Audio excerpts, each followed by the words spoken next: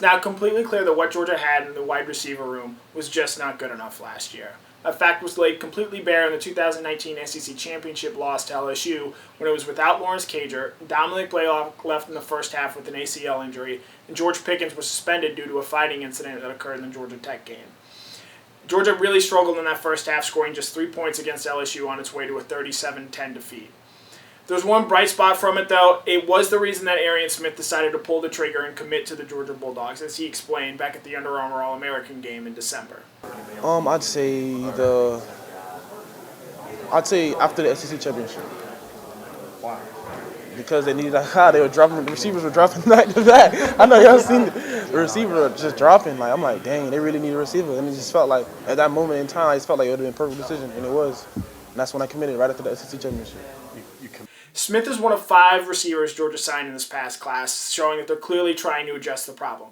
And Smith is also one of 3 top 100 overall recruits that Georgia landed at the position, to go along with Marcus Rosemy and Jermaine Burton. Georgia now has 6 players who were top 100 overall players in their recruiting class. That's actually a big step up from where they were a season ago, when it was only 3. Georgia is actually looking more and more like it is across the rest of its roster, with top 100 players at the wide receiver room for the first time in quite a while. And Georgia can just look back to last year in the freshman seasons that Blaylock and Pickens had to show the importance of signing these type of players. Blaylock and Pickens combined to have 67 catchable passes last year. They caught all 67 of those balls, with 0 of them resulting in drops. Obviously, you need Blaylock to be healthy this season and Pickens to continue to progress and show that he can consistently be a number 1 player for the Bulldogs, especially on and off the field. But now with Smith, Rosemy, and Burton coming in, along with Justin Robinson and Ladd McConkey, Georgia is showing that it's making an effort to get better at the wide receiver position.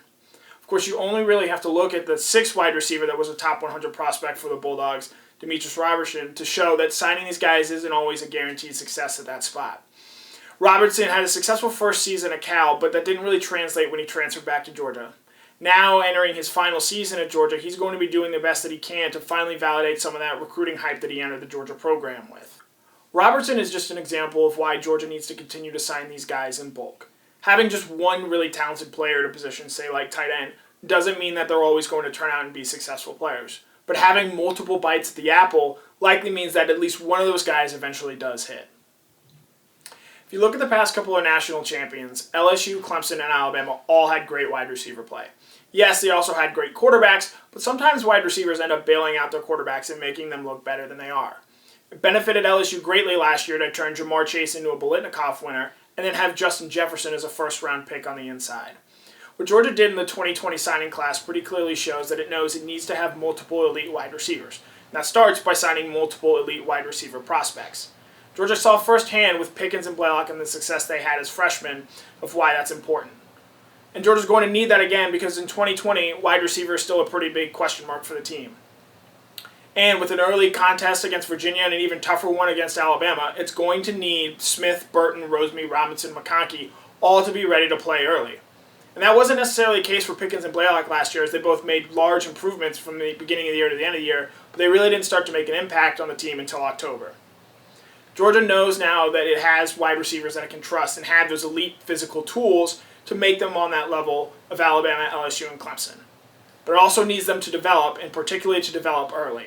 And if it does that, then maybe Georgia can enter that elite tier along with Clemson, Alabama, and LSU.